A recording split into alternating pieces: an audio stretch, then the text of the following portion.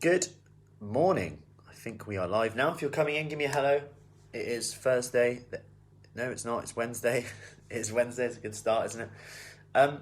So, talking about exercise today. So, I often get asked, do you do it daily? Exercise, that is.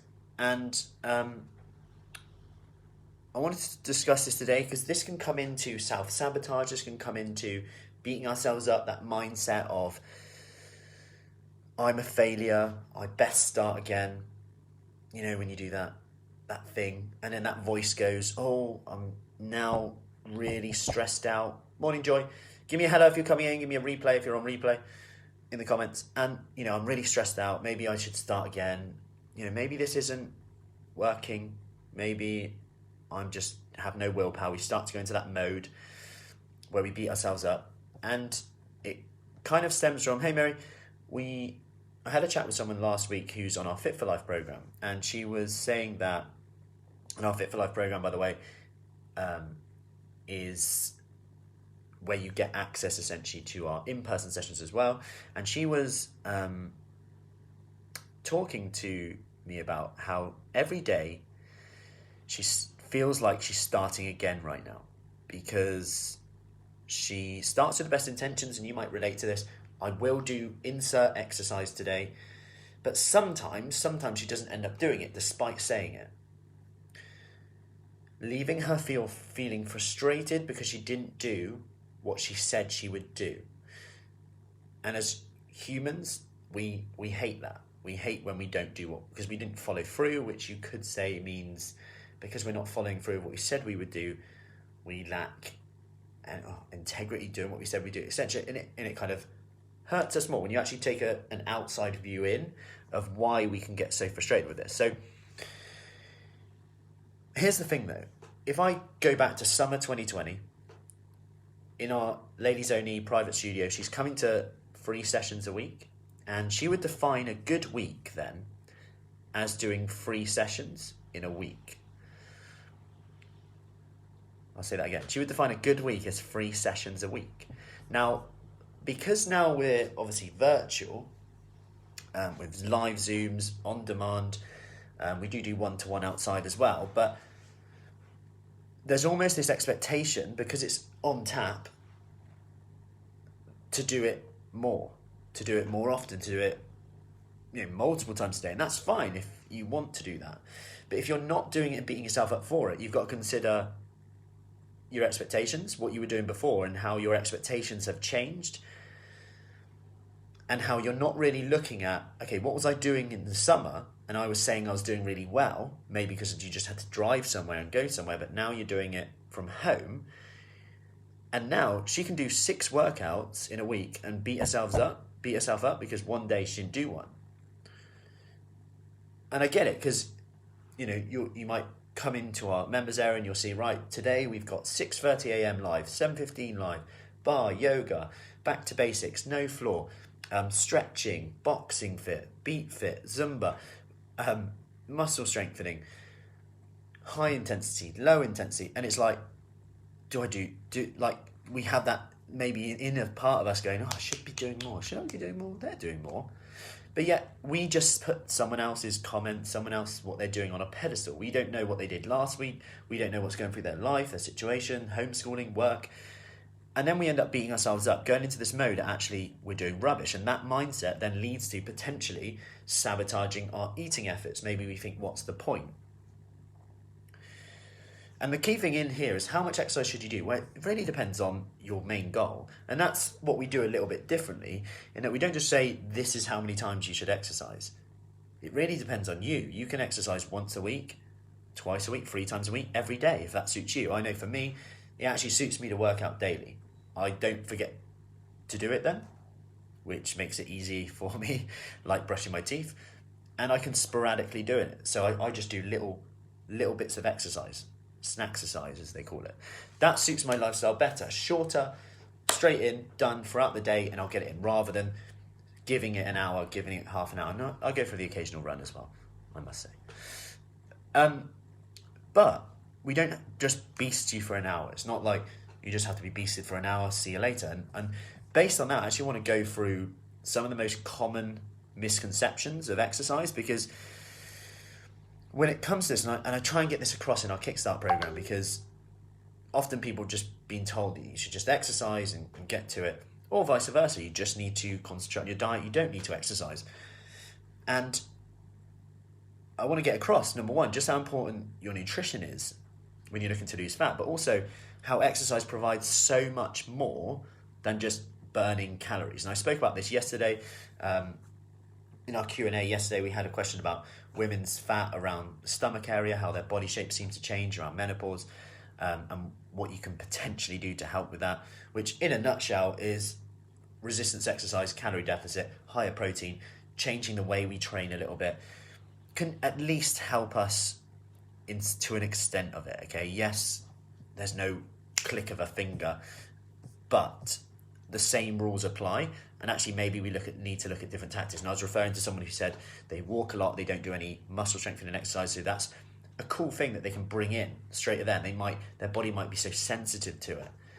The more muscle we have, the more calories we burn. The more muscle we have, maybe our hunger regulation is better. Maybe we're able to stick to a calorie deficit more easily. Maybe those lower calories are now easier to stick to, and it's not such a, why am I always hungry all the time? And these are things that are kind of palmed off when people talk about nutrition and diets and what you should do, what you shouldn't do. We forget about like these signaling, these pathways, these types of exercise that help us. One lady said, yeah, the more exercise I do, the less hungry I am. Why is that? And there's many reasons. It could be that when you exercise, you feel so good, you get endorphins rush into your brain. We're more sedentary than ever, especially in lockdown now. And when you've got those endorphins going to your brain, maybe we're now not looking to get a high from the food that we would have eaten. Maybe that was boredom eating. Maybe we were looking for something to do because we feel guilty for exercising because we should be doing something like work, or we feel guilty for sitting down and having a rest, which would have given us what we wanted, that rest, recovery, lay down, a nap, etc. But instead we feel like we've got to be doing something, so we go to get the food. Anyway, one of the common exercise mistakes we see, I'm just going to go through them now. The most common ones is based on this and trying to out-exercise a bad diet at the same time.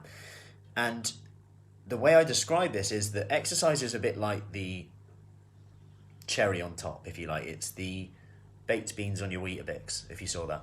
It's your lemon on your pancake. Yeah, we'll go with that one. It's the multiplier, okay? It's still important because if you give me a pancake without lemon on it and sugar, it's disappointing, I must say, but you'll still eat it, let's face it. So that's why we create it to fit your lifestyle, whether it's a 1 minute workout, a 5 minute workout, 10 minutes a day, 30 minutes a day. You can then fit it to your lifestyle. And then it comes back down to, okay, what are you willing to do today? What are you willing to do today? And that's always going to be the key thing. And sometimes you've got to keep it really simple. 1 minute, 5 minutes, 10 minutes, just get it done. Because you might think, what's the point? But then you add them up over the week. Then it's like, the point was this. This was the point. Instead of doing a 1 minute workout, I've actually done 7 minutes over the week. And if it's my 1 minute workout, it's actually 2 minutes, more likely, which is 14 minutes. Give yourself credit for that. Next week, you might go, actually do one of these 10 minute ones. All of a sudden, that small pointless habit led to you building to that moment. That's why one habit at a time works so well. We know from research, and it's actually in our Kickstart book here that we send. This will be reversed on your screen, but I'll read it out. In our research, people who focused on simply losing the next 5% succeeded in 97% of the cases. People who focused on losing more only succeeded 40% of the time. Hey Paula, so my point here is in our research at Washington University Center of Human Nutrition, people who focused on simply losing the next 5% succeeded in 97% of cases. People who focused on losing more succeeded 40% of the time. So if you're worried about the fact you've got 5 stone to lose and you're worried about your metabolism slowing down once you've lost 3 stone, so you're not going to do anything, you're less likely to succeed. If you're worried that when you're 3 stone down, you're not sure how many calories to eat then, you're less likely to even lose that now. The most important thing is we just focus on today. What if every day was day one? Anyway, I've gone off on a tangent, hasn't I? And like I said, it's so much more. Endorphins, muscle tone, can help with hunger, bone density, insulin resistance, cardiovascular disease, diabetes, immune system, mental health. Can you have mental health without physical health, and vice versa? I think they definitely are so interlinked, we can't ignore one. Another mistake is you've done it before and it didn't work for you. Morning, Jane. You've done it before and it didn't work for you. And I always bring this up because, let's face it, the internet is littered with workouts at the moment. And you see some where there's just a lot of jumping, a lot of joint issues that could come up for certain people. And if you're someone who you're worried about getting injured, maybe an old injury, and you don't know where to start, and you're just seeing these high intensity workouts, jumping around, roly-polies, whatever, whatever there is, it can be quite off-putting, and you can think that this is the only way. Whereas actually, even with your body weight, you can get real tension in that muscle. Like today's lunchtime workout that we're doing, literally I use a towel, and it's low impact because you're using the towel as that resistance in the muscle. So you can do maximal tension on the muscle, minimum on the joint. And the brilliant thing about this is it's inclusive to everyone. So you can do it if you've got a joint issue, etc. And you get out what you put in. You're thinking about the muscle and getting more inefficient at doing the exercise. Where you're inefficient, your muscle's going to change, more tone, burn more calories, etc. Rather than beast an hour, potentially get injured. And there's nothing wrong with a beasting sometimes. There's a time and a place for that. But it's about when you're ready for it, or if you're ever ready for it, depending on your joint health, etc. There's always an adaptation for you. And when you're focusing on that muscle strengthening work, like I said before, you might get a different benefit from doing it. Okay? In terms of your body shape changing, in terms of it not being just about weight anymore. Number 3 is actually kind of stemming from what I just said. So we kind of think that we have to wear Lycra dripping with sweat to do it. And like I said on there, I would rather you ask me for more workouts than you to say, I just can't do any more. I'm struggling. I'd rather you set the expectations low and consider doing more than the opposite. Okay? And then we've got to tweak it to go, okay, what do you find fun? What do you enjoy doing? And what's also going to get you the results you want? Because you can only do something for so long before, if you're not seeing results, you're going to be annoyed or you're not going to find it fun. Then you've got to define what results are and what you're willing to do to get them results. That will help us work together to actually match them two together. For example, if you want to lose 5 stone and you're annoyed that you haven't lost a stone in a week, exercising this amount of time, we need to look at the expectations, because actually you might think, that 2 pounds a week is slow, 1 pound a week is slow, 1 pound a month is slow. But if it's fitting your lifestyle right now, in lockdown, around homeschooling, work, etc., think a year from now where you'll be. How much would you have lost then? Doing something that you're not finding hard, which is quite cool. Not that you shouldn't find it hard, because there's a time and a place, but it depends, which is hypothesizing where you're at the moment. You might be there or there, and it's about fitting it to you. And I'll just finish off with this study that came out based on that muscle strengthening. So this was a recent paper that came out this year. 280,000 adults across Europe. Only a quarter did any muscle strengthening exercises. So only a quarter of them ever said they did any muscle strengthening exercise. Now, this is obviously just a correlation here, but what you can see there is that if you think of obesity rates and people not doing those muscle strengthening exercises and its impact on hunger, its impact on diabetes risk, insulin resistance, etc., and how this can help someone feel, people feel more confident when they fit their clothes better, regardless of their weight. It's just the way it is. People feel nicer. People say things to me like, what I noticed the other day when I put the seatbelt on in my car. Did I go that way? That's passenger, isn't it? That way. I put the seatbelt on in my car, and I just noticed I have lost weight. It just felt different. But in this study, only a quarter of people, and what they found though is really interesting, is that the addition of muscle strengthening exercise was associated with lower obesity. So when you add in muscle strengthening exercise, obesity was lower. And not to mention the preventative impact on the risk of falls, diseases, diabetes, cardiovascular disease, and simply making everyday tasks easier. Not being out of breath climbing stairs, getting to the floor, up and down, chasing after kids. Yeah, they can. Yesterday, 2 minutes, literally 2 minutes. It was quiet. I thought, this is brilliant. This is. I think they're just chilling out, playing. Why aren't they talking that loud? Hang on a minute.